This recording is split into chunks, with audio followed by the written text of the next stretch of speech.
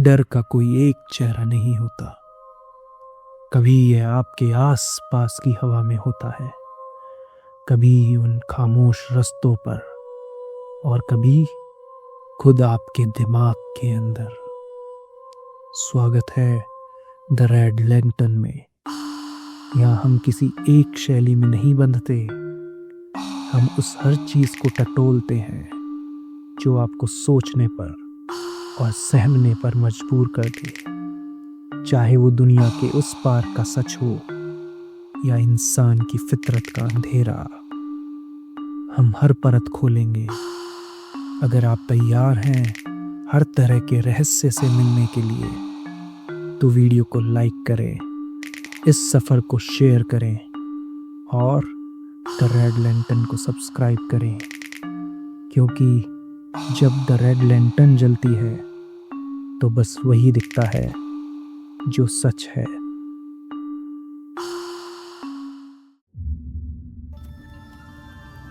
डर का सबसे बड़ा चेहरा वो नहीं होता जो चिल्लाता है, बल्कि वो होता है जो चुप रहकर सौदा करता है। पिछली बार हमने सुना कि एक सौदा हुआ था संतुलन के लिए। आरोही ने उस अंधेरे कुएं में छलांग लगा दी थी। छपाक की आवाज गूंजी और सन्नाटा छा गया। लेकिन सवाल यह है, क्या आरोही मर गई या उसने मौत के घर में घुसकर उसे हराने का कोई तरीका ढूंढ लिया? स्वागत है आपका काली हवेली के अंतिम अध्याय में। आरोही का शरीर ठंडे पानी को चीरता हुआ नीचे गया। लॉजिक के हिसाब से इतनी ऊंचाई से गिरने पर शरीर फट जाना चाहिए था, लेकिन यह पानी नहीं था। यह एक गाढ़ा लिक्विड, जैसे काला तेल या जमा हुआ पुराना खून। आरोही ने अपनी आंखें खोली। उसकी सांसें टूट रही थी, लेकिन टॉर्च की रोशनी ने कुएं की तली को ढूंढ लिया था। गहराई करीब 20 फीट थी। वहाँ कीचड़ नहीं था, वहाँ हड्डियों का ढेर था, जानवरों की, इंसानों की, और उन सब के बीच एक विशेष कंकाल था। वह लोहे की जंजीरों से कुएं के तल से बंधा हुआ था। उस कंकाल के सीने में, पसलियों के ठीक बीच, एक कांच का खंजर घसा हुआ था। आरोही को अचानक सब समझ आ गया। आत्मा ने कहा था, मुझे मुक्ति नहीं चाहिए, मुझे साथ चाहिए। वह आत्मा इस जगह से इसलिए नहीं बंधी थी क्योंकि वह मर चुकी थी। वह बंधी थी क्योंकि उसका दर्द का केंद्र, वह खंजर, अभी भी उसके शरीर में गड़ा था। वह खंजर एक लंगर था। अगर यह नहीं उखड़ा तो कोई ऊपर नहीं जाएगा। आरोही ने कंकाल की तरफ तैरकर उस खंजर का मुंह को पकड़ लिया। जैसे ही उसने छुआ, पानी में एक मानसिक करंट दौड़ा और हजारों चीखें आरोही के दिमाग में एक साथ गूंज उठी। ऊपर गुफा में भौतिक विज्ञान के नियम टूटने लगे थे। वह लाल साड़ी वाली आत्मा हवा में ऐंठने लगी। उसका चेहरा, जो आधा जला और आधा सुंदर था, अब पूरी तरह से बिगड़ने लगा। वह चिल्लाई, लेकिन आवाज इंसान की नहीं, एक फटी हुई फ्रीक्वेंसी जैसी थी। अभिषेक, जो अब तक डर से जकड़ा हुआ था, उसने अपनी इंजीनियरिंग वाली नज़र दौड़ाई।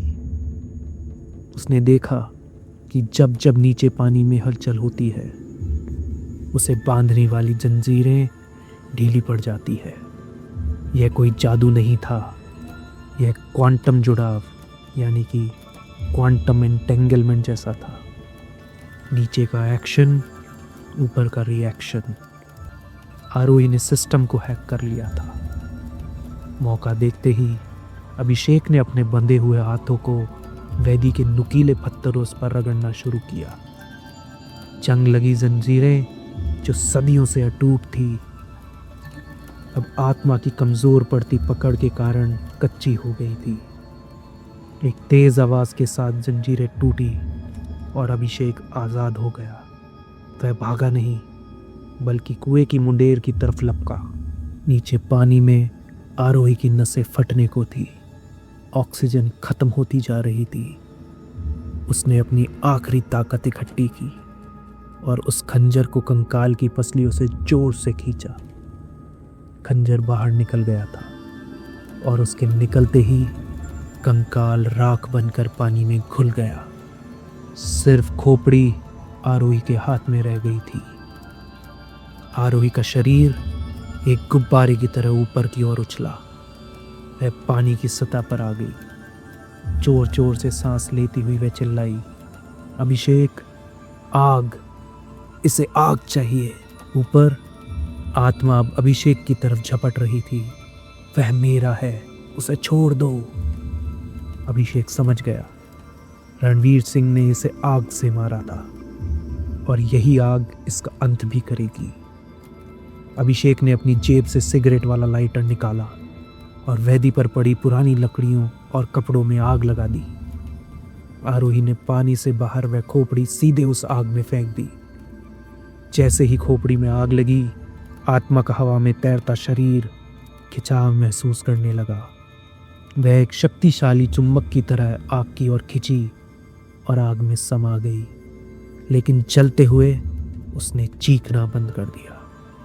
उसने जलती हुई आंखों से आरोही को देखा और एक कुटिल मुस्कान दी, जैसे वह कह रही हो, सौदा मंजूर है। हवेली अब तक उस काली शक्ति के सहारे खड़ी थी। शक्ति के हटते ही स्ट्रक्चर फेल हो गया। अभिषेक ने आरोही का हाथ पकड़ा और वो दोनों उस गुप्त सुरंग की तरफ भागे। दीवारें पिघल रही थी। काला पदार्थ एसिड की तरह टपक रहा था। वे दौड़ते रहे जब तक कि वे बाहर झाड़ियों में नहीं गिर पड़े। उनके पीछे एक जोरदार धमाका हुआ और काली हवेली अपनी ही नींव में धंस गई। धूल जमने में घंटों लग गए। सूरज निकल आया था। अभिषेक और आरोही एक पुराने पेड़ के नीचे सुरक्षित बैठे थे। अभिषेक जोर जोर से हंसने लगा, एक अजीब सी हिस्टोरिकल हंसी। देखा आरोही, मैंने कहा था ना, हर चीज़ का एक्सप्लेनेशन होता है। गैस लीक थी, दिमाग का वहम था, और हवेली पुरानी थी इसलिए गिर गई। हमने उसे हरा दिया। हम जिंदा हैं। अभिषेक अपने लॉजिक की दुनिया को फिर से जोड़ रहा था, लेकिन आरोही शांत थी। वह कुएं के पानी से पूरी तरह भीगी हुई थी। उसने अपने बालों से पानी निचोड़ा। पानी की बूंदें जमीन पर गिरी, लेकिन जमीन ने उन्हें सोखा नहीं।